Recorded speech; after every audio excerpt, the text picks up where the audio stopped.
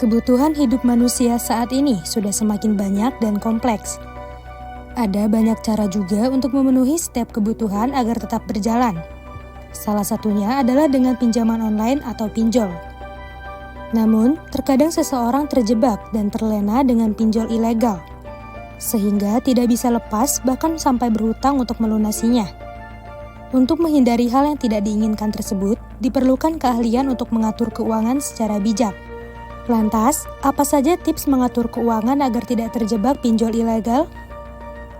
Sebagian besar permasalahan keuangan adalah karena kurangnya perencanaan keuangan yang baik. Perencanaan keuangan dapat dilakukan dengan membuat pemetaan kebutuhan secara tepat dan rinci, sesuai jumlah uang yang ada. Misalnya saja membuat rencana anggaran, catatan keuangan, menyisihkan dana darurat, menabung hingga investasi. Pengetahuan mengenai pengelolaan uang dengan baik juga tak kalah penting.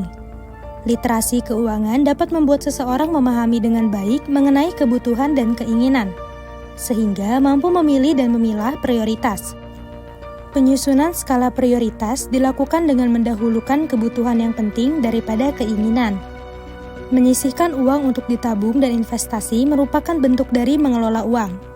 Saat ini, sudah banyak bentuk investasi yang bisa dipilih, seperti emas, saham, reksadana, atau surat berharga negara.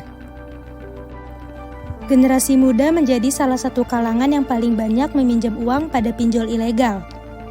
Biasanya, anak muda akan mengikuti tren padahal tidak memiliki dana yang lebih.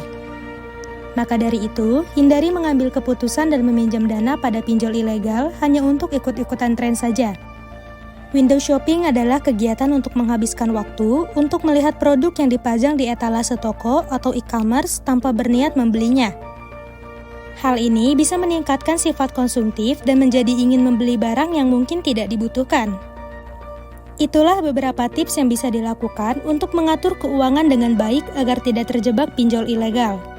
Meskipun meminjam uang bukan sesuatu yang dilarang, namun tetaplah bijak dalam menggunakannya.